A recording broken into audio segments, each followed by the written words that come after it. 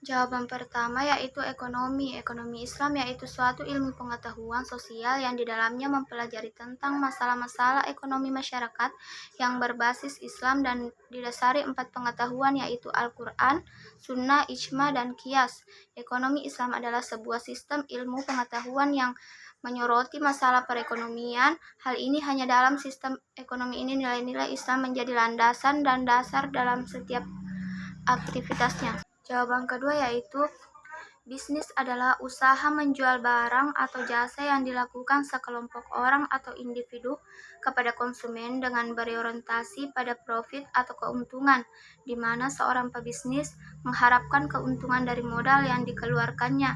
Tetapi dalam bisnis itu tidak selamanya membutuhkan modal yang sangat banyak, melainkan kita bisa memanfaatkan resource yang ada pada orang lain untuk dikelola. Hal ini sebagaimana dicontohkan oleh Rasulullah SAW. Rasulullah kala itu dipercaya untuk melakukan bisnis dengan bermodalkan akhlak yakni amanah, jujur, serta menjaga diri. Beliau pun dijuluki Al-Amin, orang terpercaya. Dalam berbisnis kita harus mempunyai etika dengan menerapkan akhlak yang terpuji dan kunci bisnis ala Rasulullah adalah sebagai berikut. Yang pertama, dalam berbisnis niatkan karena Allah. Jadikan ini sebagai ladang kebaikan karena bisnis ala Rasulullah bukan hanya untuk duniawi semata tetapi juga akhirat. Yang kedua yaitu bersikap jujur dan tidak curang dengan mengurangi timbangan atau takaran. Karena dalam berbisnis Islam Rasulullah selalu menjelaskan kondisi barang yang beliau jual apa adanya. Yang ketiga, menjual barang yang berkualitas baik tidak cacat maupun rusak. Yang keempat, bersikap amanah. Jawaban ketiga yaitu perbedaan antara keduanya ialah terletak pada ruang lingkup intervensi pemerintah dalam perekonomian. Ekonomi kapitalis memungkinkan kondisi pasar bebas untuk mendorong inovasi dan penciptaan kekayaan. Dalam sistem kapitalis, properti dan bisnis dimiliki dan dikendalikan oleh individu. Ekonomi kapitalisme mengedepankan mekanisme pasar untuk menentukan equilibrium di dalam perekonomian. Sistem ini tidak peduli tentang pengaturan yang adil. Ekonomi berbasis sosialis memasukkan unsur-unsur perencanaan ekonomi terpusat digunakan untuk memastikan kesesuaian dan untuk mendorong kesetaraan peluang dan hasil ekonomi. Dalam sistem sosialis, negara memiliki dan mengendalikan alat-alat produksi utama.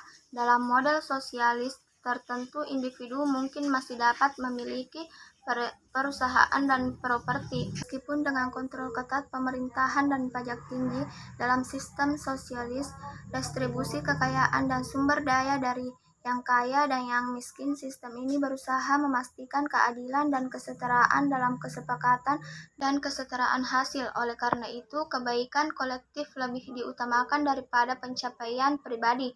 Dalam ekonomi sosialis, negara adalah pemberian kerja utama selama masih kesulitan ekonomi. Negara sosial dapat memerintahkan perekrutan sehingga ada pekerjaan penuh. Jawaban keempat yaitu nilai-nilai dasar ekonomi Islam adalah seperangkat nilai yang telah diyakini dengan segenap keimanan di mana ia akan menjadi landasan paradigma ekonomi Islam. Nilai-nilai dasar tersebut berdasarkan Al-Quran dan As-Sunnah. Kemudian sebagai ekonomi yang bersifat rabbani, maka ekonomi Islam mempunyai sumber nilai-nilai normatif, imperatif sebagai panduan serta pedoman yang mengikat. Dengan mengakses kepada aturan ilahiyah atau ketuhanan, setiap perbuatan manusia mempunyai unsur moral, etika, dan ibadah. Setiap tindakan manusia tidak boleh lepas dari nilai yang secara vertikal merefleksikan moralitas yang baik dan secara horizontal memberikan manfaat bagi manusia dan makhluk lainnya.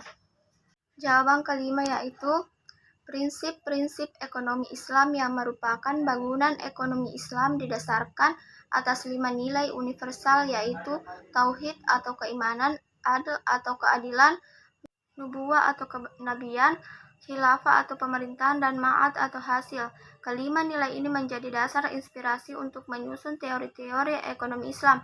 Di semua nilai dan prinsip yang telah diuraikan di atas dibangunkanlah konsep yang memayungi kesemuanya, yakni konsep akhlak. Akhlak menempati posisi puncak karena inilah yang menjadi tujuan Islam dan dakwah para nabi, yakni untuk menyempurnakan akhlak manusia. Jawaban keenam yaitu tujuan utama dari sistem ekonomi Islam selaras dengan tujuan dari penerapan syariat atau hukum agama Islam, yakni untuk mencapai tatanan yang baik serta terhormat sehingga menciptakan kebahagiaan dalam lingkup dunia dan akhirat. Hal ini menunjukkan bahwa masalah ekonomi juga menjadi perhatian dalam agama Islam. Ada 4 tujuan ekonomi Islam yakni sebagai berikut. Yang pertama, ekonomi yang baik dalam kerangka kerja norma-norma moral Islam. Yang kedua, persaudaraan dan kesejahteraan universal. Yang ketiga, distribusi pendapatan yang merata. Yang keempat, kemerdekaan dari individu dalam konteks kesejahteraan sosial.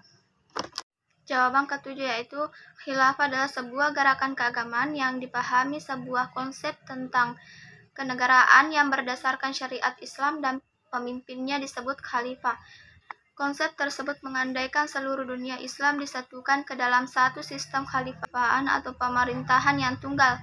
Sistem khalifah mengklaim bukan sistem demokrasi, melainkan menerapkan sistem ahlul halli wal aqdi.